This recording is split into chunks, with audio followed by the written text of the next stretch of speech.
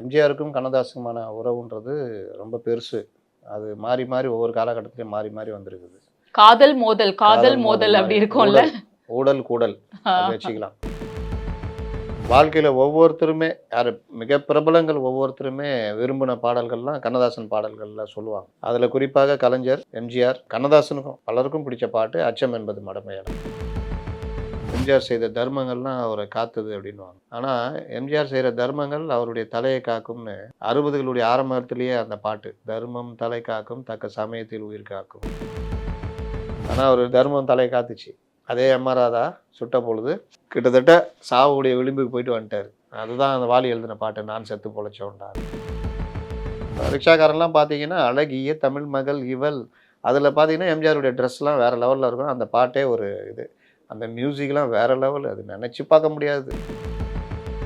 உன்னை அறிந்தால் நீ உன்னை அறிந்தால்னா அது பார்க்கறதுக்கு சாதாரண வரி மாதிரி இருக்கும். இதுக்கு அடுத்து வர வரியும் ரொம்ப அற்புதமான வரி. உயர்ந்தாலும் தாழ்ந்தாலும் தலை வணங்காமல் நீ வாழலாம்.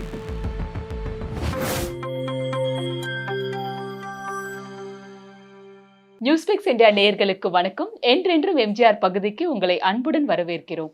முத்தலீப் சார் வணக்கம். வணக்கம் சார், கண்ணதாசன் அவர்களுடைய 100ஆண்டு விழா கொண்டாடப்பட்டது. நம்ம எம்ஜிஆர் அவர்களுக்கும் கண்ணதாசன் அவர்களுக்கும் இருந்த உறவு முறையை பத்தி நம்ம பேசலாம் சார். அவங்களுடைய நட்பு 1950களிலேயே உருவானது இல்லையா? அதை பத்தி சொல்லுங்க சார். இன்னும் பல எம்ஜிஆருக்கும் கண்ணதாசனுக்குமான உறவுன்றது ரொம்ப பெருசு. அது மாறி மாறி ஒவ்வொரு காலகட்டத்திலையும் மாறி மாறி வந்திருக்குது. காதல் மோதல், காதல் மோதல் அப்படி இருக்கும்ல. ஊடல் கூடல் வச்சுக்கலாம். ஏன்னா ஊடலும் கூடலும், ஊடல் இருக்கும்போது பெரிய அளவு கோபம் இருக்காது. அது கூடல் ஆகும் பொழுது ஊடலில் நடந்த விஷயங்கள் மறந்துடும். இதுதான், அதனால தான் அந்த தமிழில் அழகான வார்த்தை அது. ஊடல் கூடல்ன்றது காதலர்கள் மத்தியில் ஊடல் இருக்குதுன்னா, கூடல் ஆயிடுச்சுன்னா அந்த விஷயங்கள் மறந்துடுவாங்க. எம்ஜிஆருக்கும் கண்ணதாசனுக்கும் இருந்ததுலாம் அந்த மாதிரி உறவு தான். ஆனால் கண்ணதாசன் எக்ஸ்ட்ரீம் போயிட்டார். எம்ஜிஆரை பற்றி கடுமையாக விமர்சனம்லாம் பண்ணுறது இதெல்லாம். ஆனால் எம்ஜிஆர் அவரை பெருசாக, எம்ஜிஆர்கிட்ட எப்போவுமே ஒரு விஷயம் என்னென்னா, படித்தவர்களை, நாலேஜ் உள்ளவர்களை, அந்த மாதிரி இவர்களெல்லாம் மதிப்பார். இன்னொன்று, யாரை எப்போ பயன்படுத்தணுமோ அதை பயன்படுத்துவார். அதில் இவர் எனக்கு வேண்டப்பட்டவர் வேண்டப்படாதவர்லாம் பார்க்க மாட்டார். அதில் நீங்கள் கண்ணதாசனும் எம்ஜிஆருக்கும் இருந்த அந்த உறவு, பட்டுக்கோட்டை கல்யாண சுந்தரம் மறைவுக்கு பிறகு பாடல்கள் மற்ற விஷயங்கள்லாம் எம்ஜிஆருக்கு, அந்த தாவரிசை பாடல்கள் எல்லாம், அந்த படம் தேவர் ஃபிலிம்ஸ் படங்கள்லாம் பல படங்கள் அவர் எழுதுனது. அதிலெல்லாம் அவருடைய கட்டான கட்டழகு கண்ணா, உன்னை காணாத கண்ணும் ஒரு கண்ணா, ஒரு பெண்ணா, பெண்ணாவா, அதில் எம்ஜிஆருடைய அந்த அந்த உடல் வனப்பை விவரிக்கிற இது, அதில் அவரே அந்த டைமில் சொன்னாராம், அந்த இதை காணாத ஒரு இது உண்டா அப்படின்னு எம்ஜிஆர். அந்த மாதிரி அந்த அளவுக்கு ஒரு நெருக்கம். முகராசி படத்தில் ஒரு பாட்டு ஒன்று கேட்குறாங்க. அப்போ இவங்களுக்குள்ள மறுபடியும் ஒரு ஊழல் வந்த டைமு. அப்போ எம்ஜிஆரும் பெருசாக கண்டுக்கலையாம். தேவர் போய் அவர்கிட்ட கேட்குறாரு. அந்த பாட்டு ரொம்ப முக்கியமான பாட்டு, தத்துவ பாட்டு. எம்ஜிஆர்கிட்ட அவர் ஃபோனில் தான் அந்த வரிகள்லாம் சொல்கிறாராம். சுச்சுவேஷன் சொன்னோன்னே அதான், உண்டாக்கி விட்டவர்கள் 2 பேர், இங்கே கொண்டு வந்து போட்டவர்கள் 4 பேர் அப்படின்னு வரும். அதில் தத்துவ பாடல் எம்ஜிஆர்லாம் கேட்டு அருமையான வரிகள் அப்படின்னு. அந்த மாதிரி அவருடைய 1000ல் ஒருவன்ல கூட அதோ அந்த பறவை போல, அது ஒரு பெரிய ஒரு கதை. அதாவது 2 பேருக்கும் அப்போ பீக்கில் முட்டிக்கிட்டு இருக்கிற நேரம். வாலி இவர்கள் தான் எழுதிக்கிட்டு இருக்கிறாங்க, மற்ற கவிஞர்கள். ஆனால் இந்த பாட்டுக்கு மட்டும் யாராலையும் எழுத முடியல. அதாவது ஒரு விடுதலை பெற்று ஒரு சந்தோஷமாக அந்த சந்தோஷத்தை கொண்டாடும் வகையில் போகிற நேரத்தில் பாடுகின்ற ஒரு பாடல். அது ஒரு சுச்சுவேஷன்லாம் அந்த மாதிரி கப்பலில் அவர் வில்லனாக இருக்கக்கூடிய மன்னனே அதுக்கப்புறம் ஏற்றுக்கிட்டு எல்லோரும் ஒன்றா பாடுற ஒரு இது. அப்போ இதுக்கான பாடல் இதுன்னா, அப்போ சுச்சுவேஷன் அவங்களுக்கு யாருக்குமே வரலன்றப்போ எம்எஸ்வி தானாக முடிவெடுத்து போய் வாங்கிட்டு வந்தாருன்னு சொல்கிறாங்க. வாங்கிட்டு வந்து எல்லாம் முடிச்ச அப்புறம் தான் இவருக்கு காமிக்கிறாங்க. ஆனால் அவர் ஒன்றும் பெருசாக ஒன்றும் சொல்லலை, நல்லா தான் இருக்குது, நல்லா இருக்குது அப்படின்ற மாதிரி. அந்த பறவை போல வாழ வேண்டும், அந்த பாட்டு தான் இது. அதோ அந்த பறவை போல வாழ வேண்டும், இதோ இந்த அழகை போல ஆட வேண்டும் அப்படின்னு. அப்போ அது தோன்றும்போது தாய் இல்லாமல் தோன்றவில்லையே, சொல் இல்லாமல் மொழி இல்லாமல் வாழவில்லை என்றதெல்லாம் அந்த அந்த அந்த கனெக்ட் பண்ணுறது இருக்குல்ல, அது கண்ணதாசன்ட்ட. அதனால தான் அது எல்லாருமே விரும்பினது. நீங்கள் வாழ்க்கையில் ஒவ்வொருத்தருமே யார் மிக பிரபலங்கள் ஒவ்வொருத்தருமே விரும்பின பாடல்கள்லாம் கண்ணதாசன் பாடல்களில் சொல்லுவாங்க. அதில் குறிப்பாக கலைஞர், எம்ஜிஆர், கண்ணதாசனுக்கும் பலருக்கும் பிடிச்ச பாட்டு அச்சம் என்பது மடமையடா. அச்சம் என்பது மடமையடா. அஞ்சாமை திராவிடர் உடமையடா, ஆறிலும் சாவு நூறிலும் சாவு, தாயகம் காப்பது கடமையடா. இது வந்து எம்ஜிஆர் அவர்களுக்கு கண்ணதாசன் எழுதுனதிலே பிடித்த பாடல் இதுதான் இதான் சொல்றாங்க சார். சொல்லுவாங்க. ஏன்னா திராவிடர் தமிழர்கள், அவருடைய வாழ்க்கை, தமிழர் வாழ்வு, கருவினில் வளரும் மழலையின் உடலில் தைரியம் வளர்ப்பால் தமிழெண்ணெய் அப்படின்னு வரும். அந்த மாதிரி ஒவ்வொரு அவங்க வாழ்வியல் முறைகளை பற்றி அந்த வரிகளில் வரும். அதனால் எம்ஜிஆருக்கும் பிடிக்கும், கலைஞருக்கும் பிடிக்கும்னு சொல்லுவாங்க. அவங்க அந்த கேசட்டே இருக்கும், அவங்க காரில் அந்த பாட்டை அடிக்கடி போட்டு கேட்பாங்க 2 பேருமே அப்படின்வாங்க. கலைஞர் பெரும்பாலும் இரவில் கடற்கரைக்கு தன்னுடைய சகாக்களோட காரில் போயிடுவார். அங்கே உட்காந்து பேசிக்கிட்டுலாம் இருப்பாங்க. அந்த மாதிரி நேரத்தில் இந்த மாதிரி பாடல்களை போட்டு கேட்பாங்க அப்படின்வாங்க. அதே மாதிரி கடற்கரைன்றப்போ எம்ஜிஆர் பாடல் இல்லாமல் பாடினா மனிதன் என்பவன் தெய்வமாகலாம், வாரி வாரி வழங்கும் போது வள்ளலாகலாம், வாழை போல தன்னை தந்து வாழ வைக்கலாம், தியாகி ஆகலாம், அதில் மனம் இருந்தால் மான்கள் கூட்டில் பறவை கூட்டில் மான்கள் வாழலாம் அப்படின்னு, துணிந்து விட்டால் எந்த நிலையும் அடையலான்ற மாதிரி வரும். இப்போ அந்த மாதிரி வரிகள் இதெல்லாம் வந்து பெரிய மோட்டிவேஷன் சாங்கு. அதில் எம்ஜிஆரை தாண்டி வெளியில் போனீங்கன்னா நீங்கள் வாலி சொன்ன சொந்த அனுபவம் தான். வாழ்க்கையில் நான் நொந்து நூலாகி எங்கேயுமே என்னால் சாப்பாட்டுக்கே வழி இல்லாமல், தங்குறதுக்கு இடம் இல்லாமல், இந்த உலகத்தில் நம்ம முட்டி மோதி ஒன்றும் பண்ண போகிறதில்ல, நமக்கு எங்கேயுமே சான்ஸ் கிடைக்க போகிறதில்ல, சரி சொந்த ஊருக்கு போய் ஏதாவது பண்ணி ஏதாவது தொழிலை பார்த்து பொழைச்சிக்கலாம் அப்படின்னு கிளம்புற நேரம் அந்த பாட்டு மயக்கமாக கலக்கமாக வானொலியில் பாடுது. நான் அதை கேட்குறேன். கேட்ட உடனே எனக்கு வந்து ஒரு வேகம், நம்ம வந்து பலரை பாதித்த பாடல் இல்லை சார். ஆமாம், அது ஒரு பெரிய மோட்டிவேஷன் சாங். அது அந்த படத்துலேயும் அந்த இளைஞர் வந்து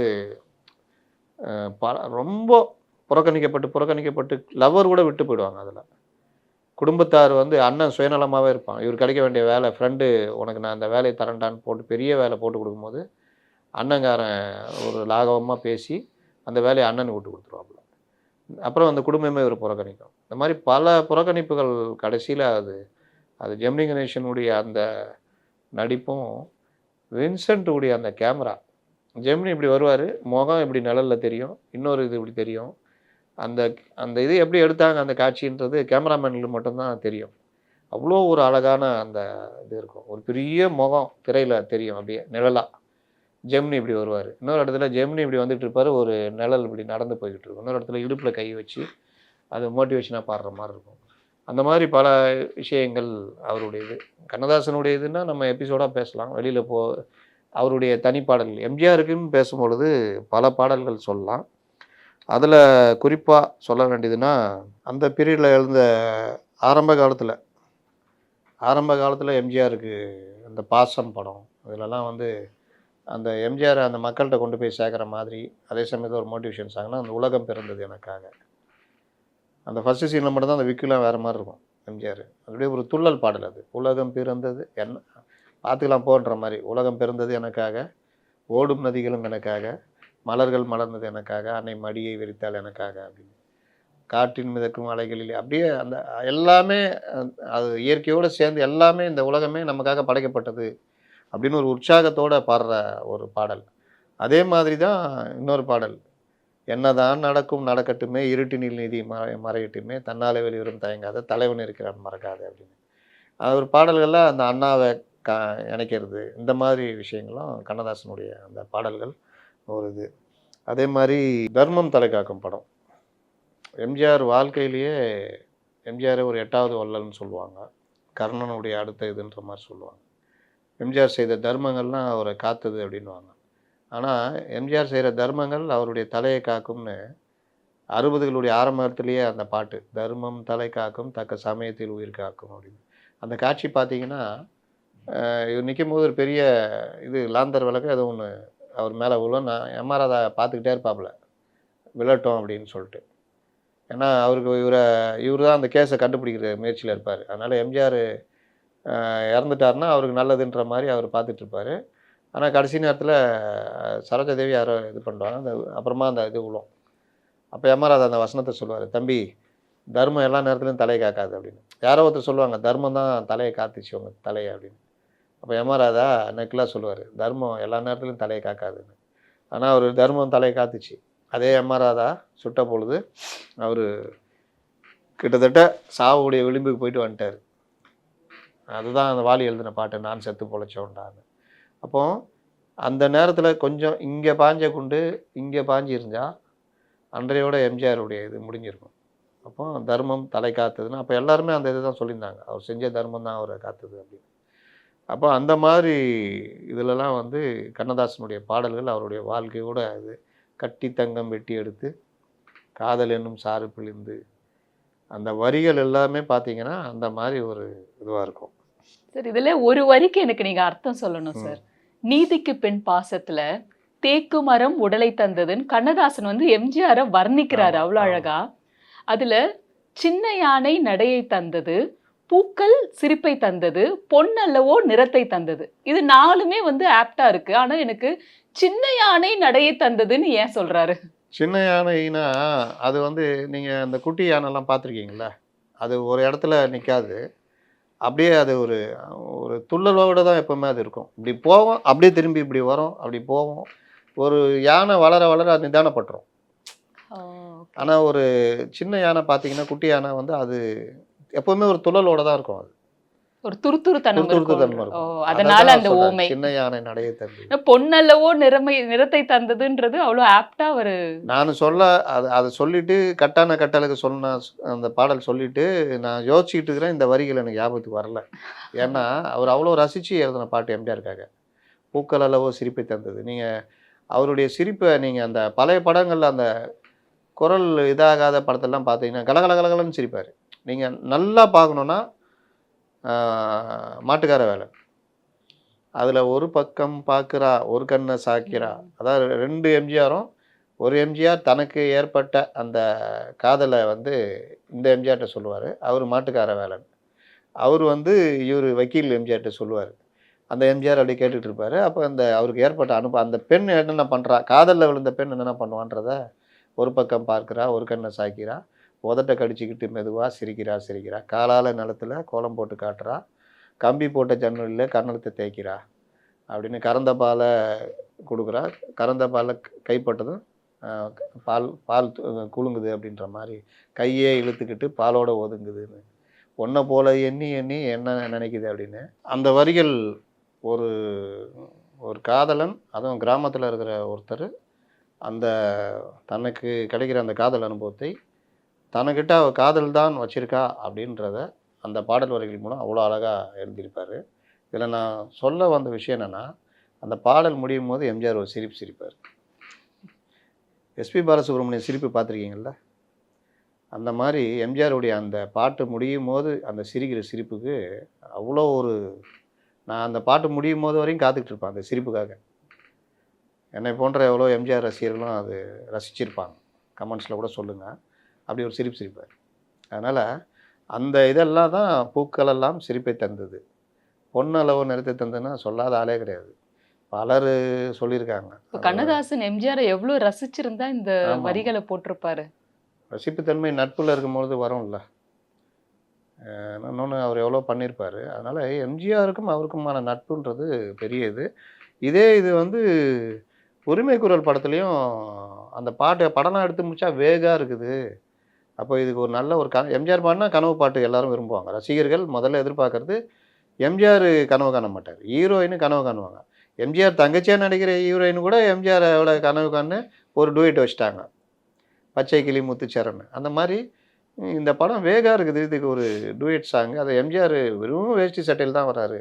அவருக்கே உரிய, இப்போ அதுக்கு முன்னாடி வந்த நம்ம ரிக்ஷாக்காரெல்லாம் பார்த்தீங்கன்னா, அழகிய தமிழ் மகள் இவள், அழகிய தமிழ் மகள் இவள், இரு விழிகளில் எழுதிய மடல். அதில் பார்த்தீங்கன்னா எம்ஜிஆருடைய ட்ரெஸ்லாம் வேறு லெவலில் இருக்கும். அந்த பாட்டே ஒரு இது, அந்த மியூசிக்லாம் வேறு லெவல், அது நினச்சி பார்க்க முடியாது. அந்த மியூசிக்குடைய ஆரம்பம் இருக்குது, எம்எஸ்வி போட்டது வேறு மாதிரி இருக்கும். அப்போ இதுக்கு எம்ஜிஆருக்கு எடுக்கணும் அப்படின்றப்ப தான் இந்த பாடலை எழுத வேண்டிய ஆள்னா இவர் தான் அப்படின்ட்டு தான் கண்ணதாசன்கிட்ட கொடுத்து வெளியே கதை எழுது. ஸ்ரீதர் ரொம்ப வற்புறுத்தி பர்மிஷன் வாங்கினார்னு சொல்லுவாங்க. வெளியே கதை எழுது, கண்ணீரில் எழுதாது அப்படின்னு. அப்போ அந்த பாடல் இந்த மாதிரி பல பாடல்களில் எம்ஜிஆருக்கான இது நெஞ்சமுண்டு நேர்மை உண்டு ஓடு ராஜா பெரிய துள்ளல் இசை பாடல் அது. நீங்கள் அந்த பாட்டை கேட்டிங்கன்னா, அடிமையின் உடம்பில் ரத்தம் எதற்கு, தினம் அச்சப்பட்டு வாழ்வதற்கு, கொள்கை எதற்கு, உண்டு உண்டு என்று நம்பி காலை இடு, இங்கு உன்னை விட்டால் ஊரில் எது கவலை விடு அப்படின்னு வரும். அதே பாட்டில் தான் இவரை பிடிச்சி ஜெயிலில் போட்டிருப்பாங்க தப்பான ஒரு விஷயத்துக்கு. அப்போ அந்த பாட்டு, கடவுள் என் கல்லானார் மனம் கல்லாய் போன மனிதர்களாலே, சதிச்செயல் செய்தவன் புத்திசாலி, அதை சகித்து கொண்டிருந்தவன் குற்றவாளி, உண்மையை சொல்பவன் சதிகாரன், இந்த உலகத்தில் ஆண்டவன் அதிகாரம். அந்த சுச்சுவேஷனை அப்படியே, அதாவது ஒரு சதி பண்ணி தான் எம்ஜிஆர் உள்ள அமைச்சிருப்பாங்க தம்பி கொலை வழக்கில். அப்போ சதி செயல் செய்தவன் புத்திசாலி, அதை சகிச்சுட்டு இருந்தவன் குற்றவாளி அப்படின்னு. அந்த பாட்டு தான் அவங்க அப்பா அவர்கிட்ட அப்படியே பாட்டை கேட்டுட்டு தான் நெருப்பு வர்ற மாதிரி அது வரும். அப்போ இந்த மாதிரி பாடல்கள் வந்து நீங்கள் ஒரு எம்ஜிஆருக்கு எழுதின பாடல்கள் ஒவ்வொன்றும், உன்னை அறிந்தால் நீ உன்னை அறிந்தால், அதில் அது ஒரு பெரிய மோட்டிவேஷன் சாங்கு. நீங்கள் அதே சாங்கு நீங்கள் நான் என் பிறந்தனில் மாபெரும் சபைகளில் நீ நடந்தால் உனக்கு மாலைகள் விழ வேண்டும், அந்த வரி வரத்தில் இதில் உன்னை அறிந்தால்ல.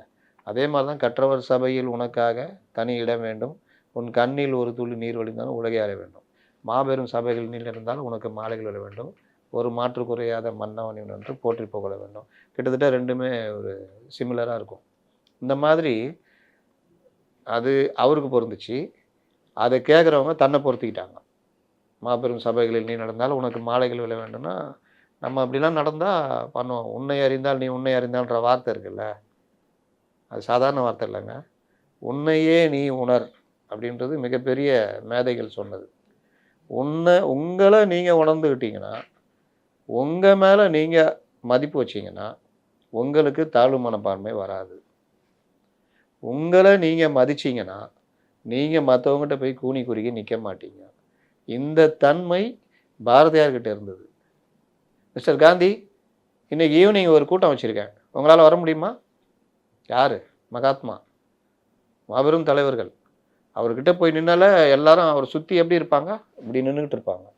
இவர் போய், மிஸ்டர் காந்தி, இன்றைக்கி ஈவினிங் ஒரு கூட்டம் வச்சுருக்கேன் நம்ம திலகர் திடலில் மெரினாவில், உங்களால் கலந்துட்டு பேச முடியுமா? அவர், இல்லை எனக்கு நேரம் இல்லை. சரி, ஓகே, நான் பார்த்துக்கிறேன் அப்படின்ட்டு. இந்த தன்மை இருக்குல்ல, இது தன்னைத்தானே மதிப்பது.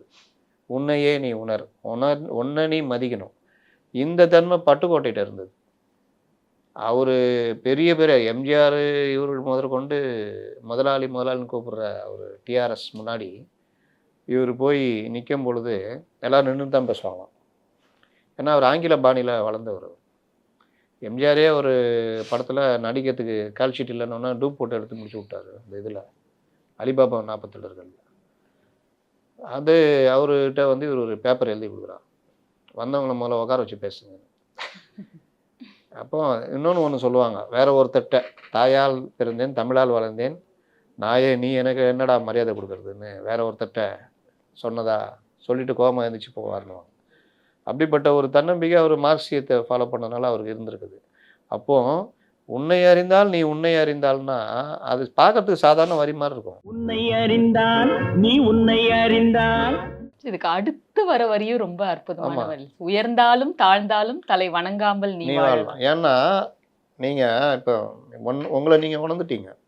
நான் கம்யூனிஸ்டுகள்கிட்ட பார்த்துருக்கேன், சட்டை கிழிஞ்சிருந்தாலும் இது இருந்தாலும். இப்போ ஜீவா கிட்ட இருந்து எல்லாருமே ஒரு வேஷ்டி தான் துவச்சி போட்டிருக்காரு. காமராஜர் அந்த ஊருக்கு வராரு, பள்ளிக்கூடம் திறக்கிறதுக்கு வராரு, கூப்பிட்றாரு, இறையா வர்றேன் நீ போ நான் வர்றேன் அப்படின்னா அப்புறமா போகிறாரு. என்னடானா இந்த மாதிரி துணி காய போட்டிருந்தேன், ஒன்று தான் இருந்தது கட்டிட்டு வந்தேன்றாரு. உயர்ந்தாலும் தாழ்ந்தாலும் தலை வணங்காமல் நீ வாழலாம்னு அதுதான். நான் இப்படி தான், நான் வந்து எடுத்த கொள்கைக்காக நான் வாழும் பொழுது எனக்கு இந்த மாதிரி வாழ்க்கை கிடைச்சா அந்த வாழ்க்கையை நான் ஏற்றுக்குவேன். நான் ஒரு கந்தலானாலும் கசை கட்டுவேன். ஆனால் அது கந்தல்னு நீ நினச்சேன்னா அதை பற்றி எனக்கு கவலை இல்லை. நான் வந்து அதை பற்றி கவலைப்பட மாட்டேன். என் சட்டை கிழிஞ்சிருக்கா அதை பற்றி எனக்கு கவலை இல்லை. என் வாழ்க்கையில் நான் வந்து சட்டை கிழிஞ்ச சட்டை தான் என்கிட்ட இருக்குது, அதை நான் ஒழுங்காக துவச்சி போட்டு வந்திருக்கேன் நான், அவ்வளோதான்.